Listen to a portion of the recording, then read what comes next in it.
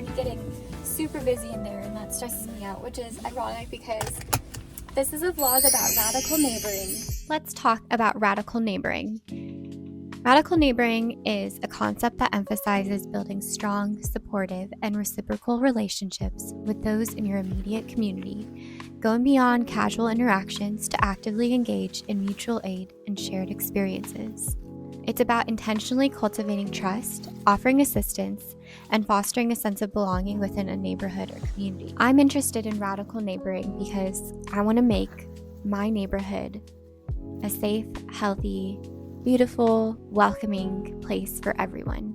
And that's tough for someone like me who's an introvert, who prefers to be alone, and doesn't do well with casual social interaction. A few weeks ago, my husband and I joined a CSA farm. The family that started this farm inspires me so much.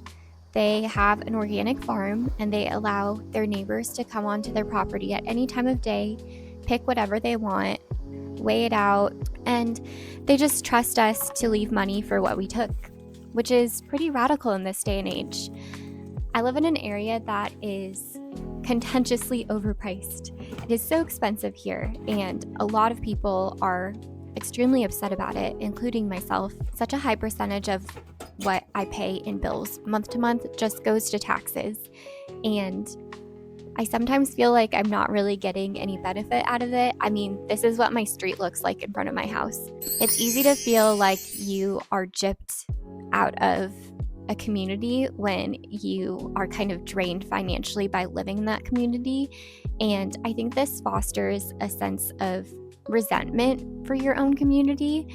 I don't know if anyone else can relate to this. Let me know in the comments. I've lived in several extremely high cost of living areas throughout my life, and I've just noticed that the community in these areas compared to the communities I've experienced in more affordable areas are just a little bit more segmented, exclusive, exclusionary, not super warm, not super welcoming, and I don't want that for my community. I want people to feel welcome in my community. I want my kids to experience what I had in my childhood, being able to go to neighbors' houses to hang out with the neighbors' kids and have play dates and just enjoy spending time with each other and getting to know each other and having friends in your neighborhood. I think that's so important. It's such an important part of being a kid and feeling like you have your place in your town. This weekend, my husband and I have invited over one of our neighbors for dinner. I would say that most of our immediate neighbors are like friendly acquaintances. They're not exactly friends, but I think it's so important to develop those closer friendships within your own neighborhood,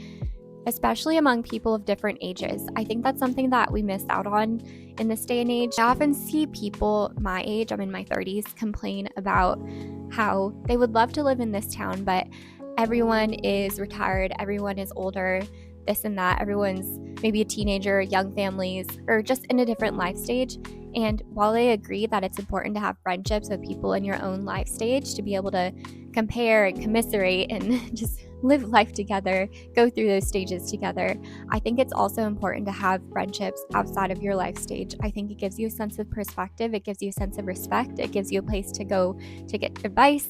It's so important to developing as a person to have friendships all across the spectrum of age. I believe another aspect of radical neighboring is being able to ask for help. This is something that I've been working on for years now, and I'm getting better at it, but it can get a little bit scary to ask people for help, especially if you don't know them very well, or you just don't know how it's going to go, or you're kind of afraid of rejection.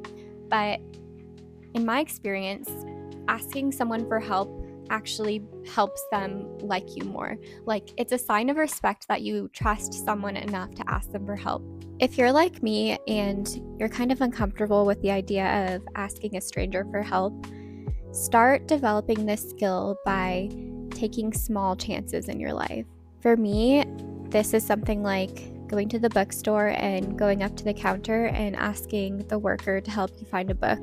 You might be able to strike up a conversation with the worker and share your interests in books.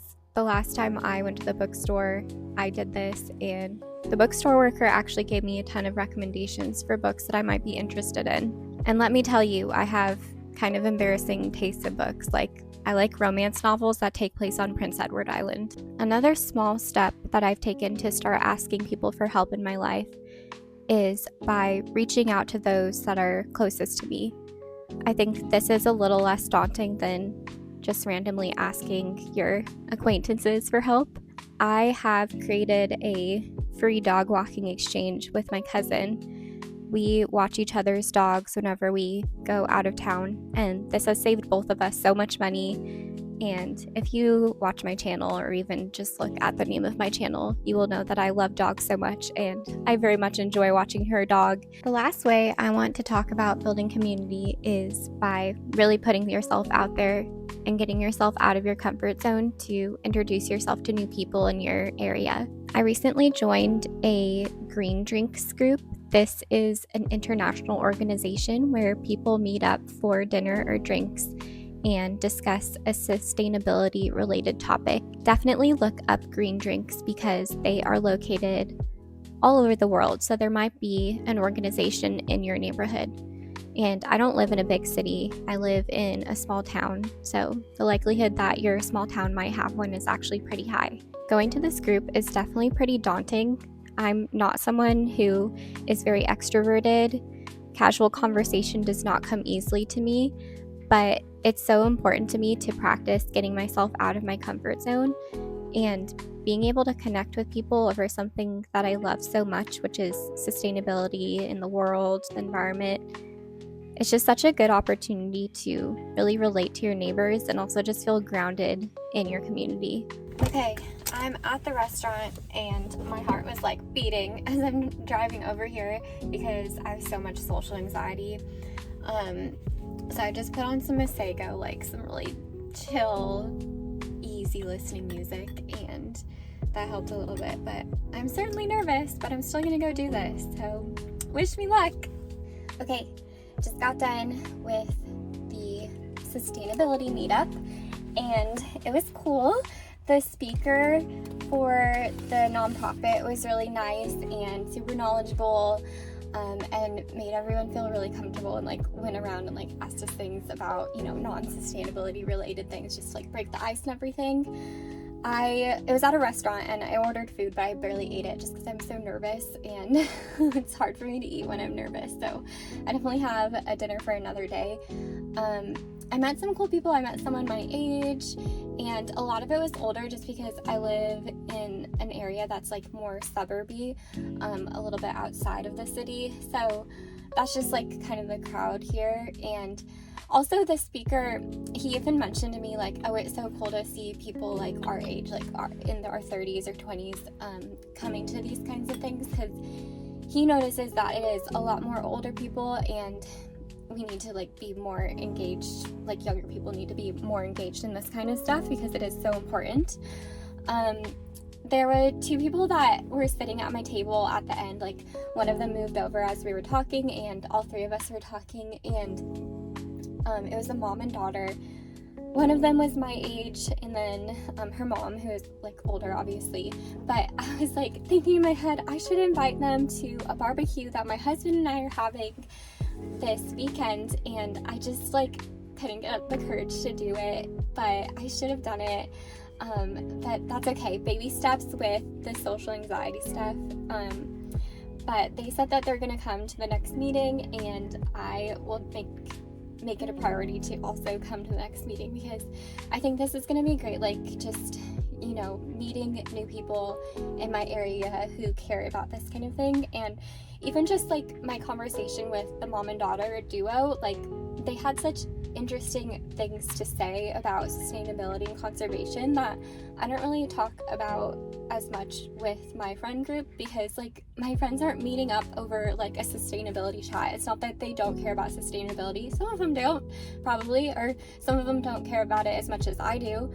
Some of them probably care about it more than I do. Like it's all a spectrum, but it was just fun to meet up over this topic and talk about it and just really share our ideas. So I'm definitely gonna come back another time, and I would recommend it, but I'm not gonna lie, I was really nervous before, I was nervous during, I'm sweating a bunch. It's just the social anxiety aspect of it that was tough, but it's okay. I'm glad I pushed myself outside of my comfort zone to do this because, like the speaker said, it's important for us young folks to get active and involved in this kind of thing. So I'm gonna go home and hang out with my dogs and my husband and just relax the rest of the evening because I'm a little amped up from the anxiety. This organization has allowed me to have a lot of interesting conversations with my neighbors over issues that they see in our community and ways that we can help and improve in ways that I never would have known about if I hadn't met these new people. The last time I went to one of these green drinks meetups, one of the people that I met there told me about a neighborhood that lost their postal service for a couple years, and I had no clue.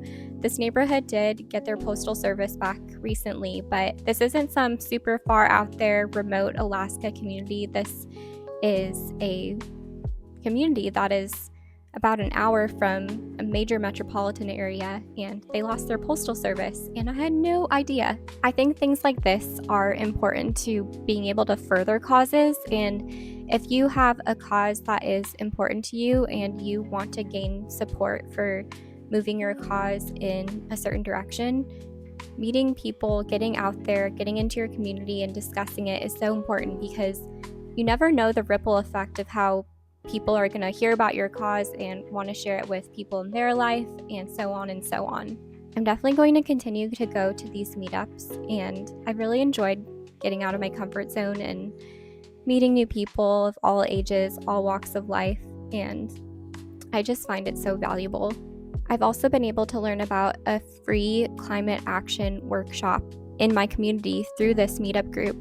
So I'm going to be taking this workshop over the fall, and I'll definitely report to you what I learn. But being able to find out about a resource like this that's for free in my community is just so powerful, and I'm so excited to participate in something like this. I want to touch back on a point I made earlier in this video about feeling disgruntled when you live in a community where you feel like your resources are being drained. I don't want to go about my daily life feeling miserable, like feeling disgruntled, feeling angry at the world because I feel financially drained by the community I live in.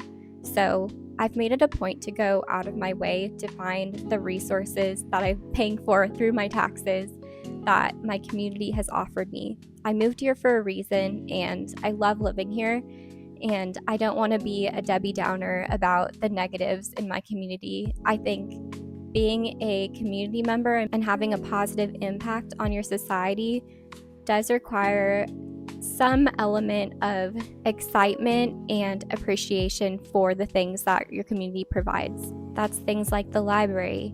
That's things like free community music gatherings. That's things like state parks, all of the beautiful hikes we have around here. I appreciate these three things so much. I want to remain in that appreciation for my community, and I want to be able to share that with others in my community to help them feel like they belong here and that these resources are for them too.